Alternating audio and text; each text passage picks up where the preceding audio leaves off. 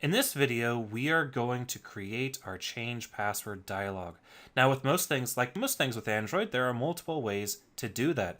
In this particular case, we are going to be using what are called dialog fragments, which are fragments that are hosted inside a little pop-up dialog. Now, this particular technique of using dialog fragments is really encouraged when your dialogs are a little bit more than trivial. When they have a lot of interaction, they might have some controls on them and so on. So if you're going to be creating a dialogue that's more than just maybe a dialogue that shows some text and an OK button, then I highly recommend you go this route and create the proper dialogue fragments. So I guess let's just go ahead and get started. It's pretty straightforward. So what I'm going to do here is I am going to go into my Java folder and my main package, combuzz and I will create a new package. So I'm going to right click, select new, and select package. And I'm going to call this package dialogs. So the reason I'm separating this out into its own package is primarily because I want to introduce a base dialog fragment class. So I'm going to right-click Dialogs, select New, Class, and I'm going to say Base Dialog Fragment. So just like how we have a base activity and a base fragment, I also want to create a base dialog fragment. Now he is going to inherit from base fragment. He's going to inherit from dialog fragment. So that is going to be under the android.app package. And if you note, dialog fragment inherits from fragment. All right, so now that we have our base dialog fragment, let's go ahead and make sure he's abstract. Then what I'm going to do is I'm going to create a protected Yura application field, and I'm going to override his public void onCreateBundle method. And of course, we'll call through to super onCreate, just like normal. And then I'm going to say application equals cast to Yura application get activity dot get application. So it's basically doing exactly what our other fragment or our base fragment does, except for we have to make a new base dialog fragment because we can't. There's no multiple inheritance, and it would be really awkward and blah blah blah. So basically, we're stuck with creating our base dialog fragment, which is basically the exact same thing as our base fragment. In fact, they're pretty much identical, except for their name and a piece of white space. I'll fix that, so they're both the same thing. It doesn't really matter. Anyway, the point is, we now have our base dialog fragment created. So let's go ahead, and what I'm going to do here is I'm going to do this in three phases. Three phases. I'm going to start off with creating my change password dialog, a skeleton of the change password dialog. I just want to show you guys how you would create a dialog fragment and how you would inflate a layout with it, but I won't put anything specific in the layout just yet. The next phase is I'll show you guys how to open a dialog fragment, and then the third and final phase is I'm going to implement the change password dialog, both its layout and its activity, or not activity, but fragment class. So let's start by creating the dialog fragment skeleton. I'm going to right-click the dialogs package, select Java class, and create a new class called change password dialog. Now the change password dialog will obviously be extending the base dialog fragment, and that's it for now. We'll have him implement an view on click listener later. And then what I'm going to do is I'm going to override an interesting method. I'm going to override public dialog on create dialog bundle saved state. So what is this on create dialog method? Well, the on create dialog method is how we override the creation of that actual dialog object. So the dialog object itself is going to be created in this method, and we're going to be using the normal alert dialog builder, which we haven't talked about yet, but we'll show you guys. I'll show you guys that later in a later video, or talk about a little bit more how we can use the alert dialog builder in an isolated context, not necessarily within a dialog fragment. But basically, what we're going to do here is I'm going to say view, and I'm going to say dialog view equals get activity dot get layout inflator dot inflate r dot layout dot, and then we're going to do dialog underscore change underscore password, then pass a null and false. So null for the container, false for attached to root. Then I'll go ahead and hit Alt Enter to import R. I won't stub out this layout just yet. I'll finish this method first. Now, this method, other than that, is going to be pretty straightforward. I'm going to go ahead and I'm going to say alert dialog equals new alert dialog.builder. And for the context, I'm going to pass in get activity, and then I'm going to start this method chain. And in this case, the only thing that we care about right now is set view, and I'm going to pass in dialog view. Then I'm going to do .show, and then I'm going to end this method with return dialog. So this is a basic way that we can create a dialog with a custom view in a dialog fragment. Now that we have that all done, we can go ahead and put our keyboard cursor here on r.layout dialog change password and hit Alt-Enter, and I'm going to go ahead and leave that as a linear layout, so I'll hit Enter. And then in here, I'm going to change its height to wrap content. Then I'm going to come down here and I'm going to create a text view with a wrap content for width and height, and a text of change password, just so that we know that our layout got inflated. Obviously, we will be replacing this text view later down the line when we implement our change password dialog. All right, so that is the minimum to create a dialog fragment with a custom view. So let's go ahead and see how we can actually display our dialog. So to do that, what I need to do is I need to introduce a new menu item into my profile.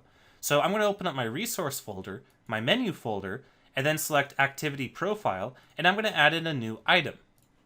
So I'm going to go ahead and come out here. I'm going to say item. I'm going to give it an ID of +ID / activity profile menu change password.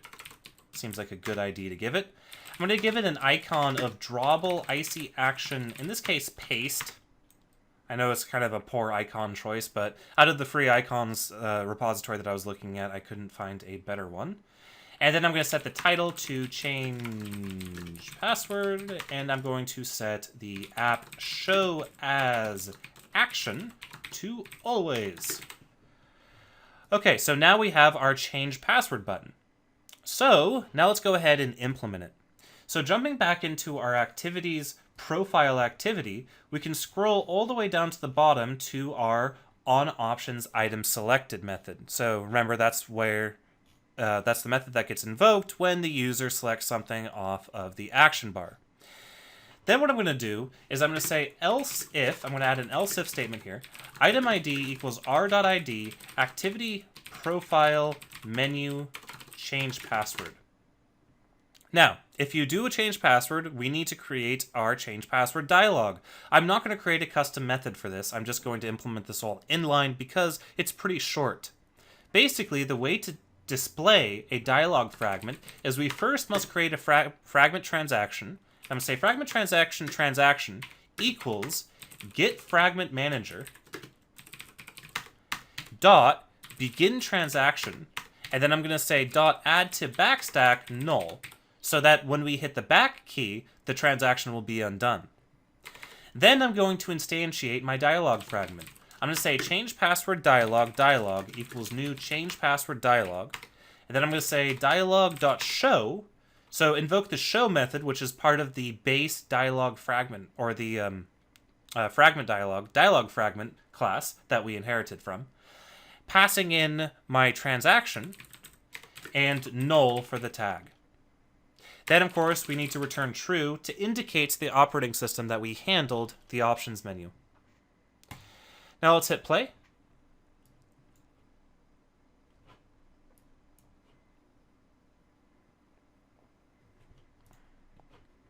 So now, if we go ahead and log in, let's go ahead and jump into our profile. Let's click on our clipboard and check that out. We get our change password dialog.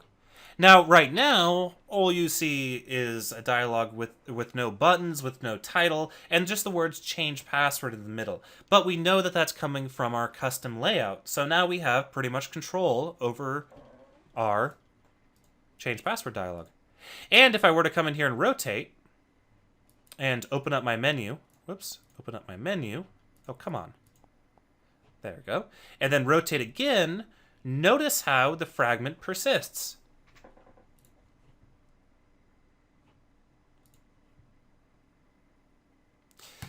All right, so now that we've done that, let's go ahead and actually implement the logic in our change password dialog. There's not a whole lot to it, so we can just knock that out really quickly.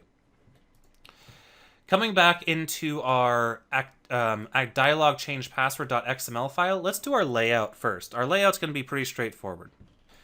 First of all, I'm going to go ahead and give our linear layout a padding of 16 dp. I'm going to remove this text view because we no longer need it. And I'm going to create basically 3 similar edit texts.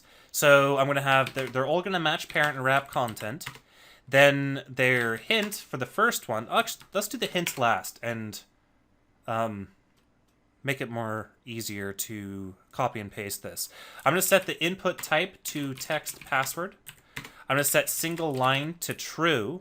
I'm going to set margin bottom to 16 device independent pixels. Then I'm going to do the hint, which the top one is going to be called current password, and it's going to have an ID of dialog change password underscore current password. All right, so now let's go ahead and copy and paste this 2 times. So I'm going to select all of this text, hit Control-C, Control-V twice, and then I'm going to just modify what needs to be modified in each case, which is A, their hint, and B, their IDs. So for the second item, I'm going to give it a hint of new password and an ID of, not surprisingly, new password. For the last item, I'm going to give it a hint of confirm new password with an ID of confirm new password. And that's it. That is our change password dialog. Not that exciting. So let's jump into our actual fragment class and go ahead and finish this guy off. So first of all, what I want to do is I want to create 3 edit texts at the top. I want to create my current password edit text, my new password edit text, and my new or confirm new password edit text. Next, what I want to do is I want to come down here to where we, right after we inflate our view, and I'm going to go ahead and get all of those references. So I'm going to say current password equals cast to edit text, dialog view, find view by ID, r.id, current password. We'll say new password is edit text, dialog view, find view by ID, r.id, and then new password. And then finally, confirm new password will be cast edit text, dialog view, find view by ID, r.id dot confirm new password. Then what I'm going to do is I'm going to say if not application get auth get user has password has password. I probably need to fix that. If not is has password, then current password set visibility view dot none, or gone rather. So what am I doing here? Well, I'm saying if they don't have a password on their account, don't ask them for their current password, because that's kind of silly. Why wouldn't a user have a password on their account? Well, for example, if they logged in with Facebook or Google instead of logging in with the Yura account. All right, now let's go ahead and fix up our dialog. So we have our set view. Immediately after set view, I'm going to say set positive button to update. And then in this case, I'm going to pass in a null on click listener. Then I'm going to set a negative button to cancel, and he's going to be null. And then I'm going to set title to change password. And then I'll leave everything else the way it is. Now the final thing I'm going to do here in this method is I need to put a click handler in for our update button, our positive button. So why am I putting a click handler on our positive button manually when the set positive button expects an on-click listener as a second argument? The reason is that if I pass in an on-click listener into this second argument, what's going to happen is no matter what I do, when I press this update button, this dialog will close. That's not what I want to have happen, because I want to have the opportunity to set errors on my 3 edit texts if there was an error, like for example, they didn't confirm the password properly or they didn't type in their current password properly. So that's why I'm passing in null there, but what I'm going to do instead is I'm going to say dialog.getButton, and I'm going to pass an alert dialog dot button positive. And then I'm going to say dot set on click listener, and I'm going to set it to this. All right. So now on this, I'm going to put my keyboard cursor on the squiggly here. I'm going to hit Alt Enter down enter. What that'll do is that'll have this class implement view on click listener. As you see up there at the top, it now says implements view on click listener, and down here I now have this on click method. Of course, like always, I'm going to change that parameter to view instead of v.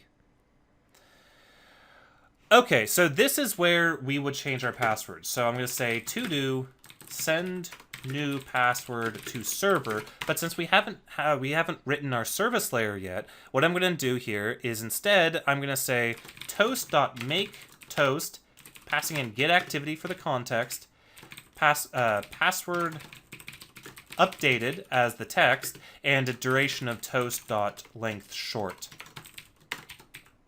.show, and then I'm going to invoke dismiss. Now the dismiss method will dismiss this dialog fragment. All right, so let's go ahead and hit play and see what happens.